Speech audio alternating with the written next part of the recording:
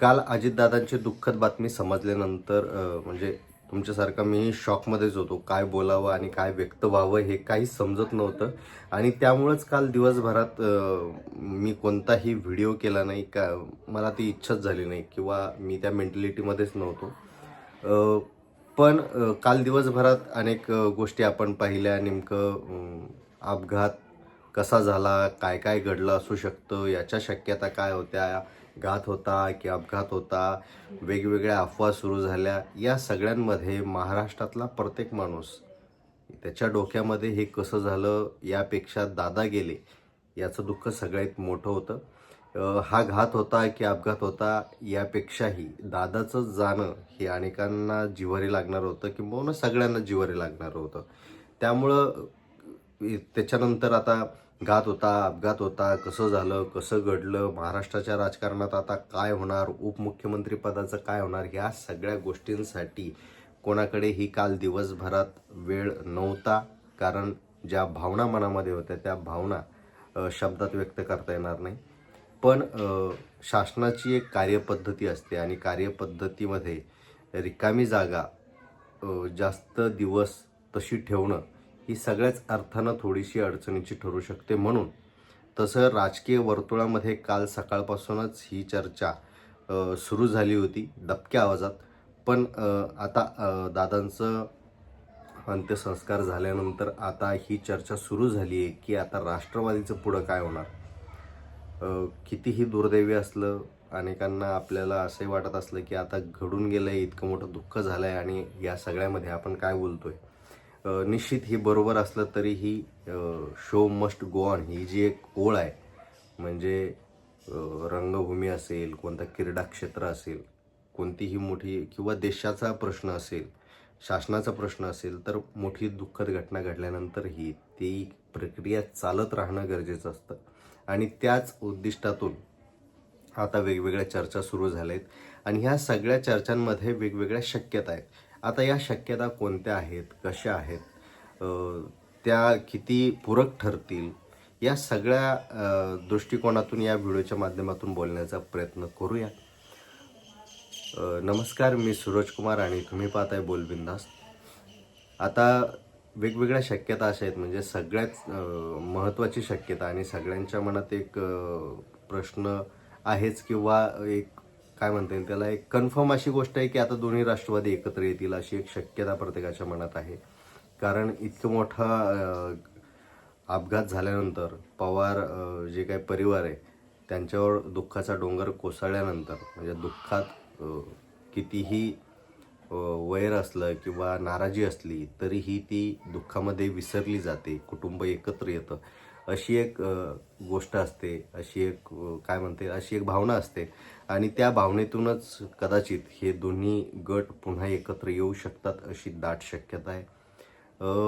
आता या सगळ्यामध्ये जे राजकारण करू पाहतात किंवा राजकारणाची पोळी तूप लावून खाण्याची ज्यांना सवय असते ते कदाचित असं होऊ देणार नाही असं मला वाटतं. कारण की जर दोन्ही राष्ट्रवादी एकत्र झाल्या तर दादानंतर जे पुढे येऊ शकतात ते पुढे येणार नाही किंवा हे दोन्ही राष्ट्रवादी एकत्र झाले की आपलं फुटेज कमी होईल असं अनेकांनाही वाटू शकतं.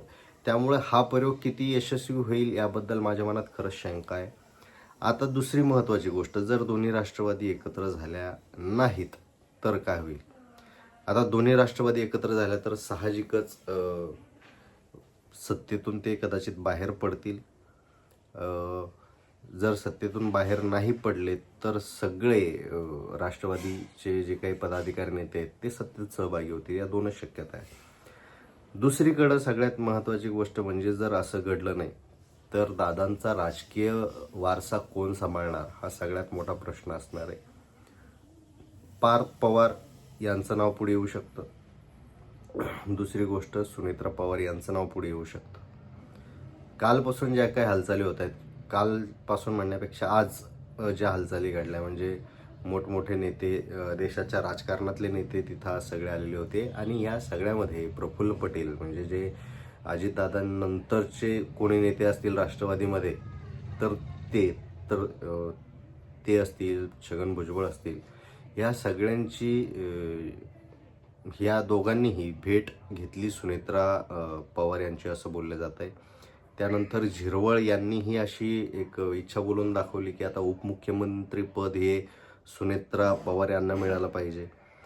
म्हणजे आता जे काही रिक्तपद झालं आहे उपमुख्यमंत्री पदाचं ते लवकरात लवकर भरण्यावर सत्ताधाऱ्यांचा भर असणार आहे आणि ते करावं लागणार आहे. म्हणजे कोणतीही अगोदरही गांधी घराण्यात ज्या काही दुर्दैवी घटना घडल्या त्यानंतर काही तासांमध्येच त्यांच्या घराण्यातल्या एका माणसाला पुढे येऊन पद स्वीकारावं लागलं, हा इतिहास आहे. त्यामुळे इथं अशी शक्यता नाकारता येणार नाही, इथंही तसं होऊ शकतं.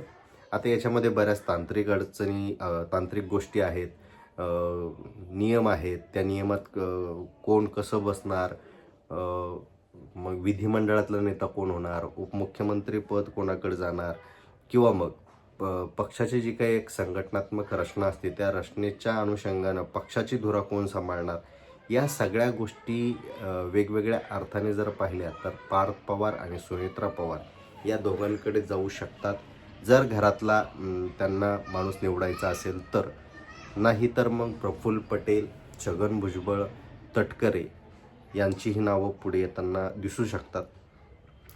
दुसरी महत्त्वाची गोष्ट म्हणजे आता पोटनिवडणुकीची शक्यता दाट आहे. 6 महिन्यात तिथली जी काही विधानसभेची जी काही जागा आहे ती भरावी लागते. या सगळ्यामध्ये आता काय होणार, आता जर आपण प्रफुल्ल पटेल यांचा विचार केला, तटकरे यांचा विचार केला किंवा छगन भुजबळ यांचा विचार केला तर हे ऑलरेडी यांना पद मिळालेलं आहे. म्हणजे निवडून आलेले असतील किंवा मग सभागृहात आहे, निवडून आलेले असतील किंवा नसतील पण ते सभागृहात आहेत.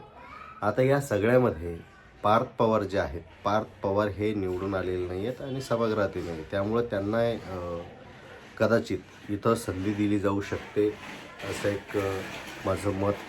मला असं वाटतं आहे की त्यांना संधी दिली जाऊ शकते त्यांच्या आगामी राजकीय भवितव्यासाठी आणि जी काही पक्ष संघटना आहे ती पुन्हा मजबूत ठेवण्यासाठी, तशीच पक्की ठेवण्यासाठी घरातल्याच माणसाला ते संधी देतील. कारण बाहेरच्या माणसाला संधी दिली तर ऑप्शन्स मोठे निर्माण होतात आणि मग ते यांनाच का दिलं, मग आम्हाला का नाही दिलं, ही अशी शक्यता तयार होऊन पक्ष फुटण्याची शक्यता आणखी वाढते.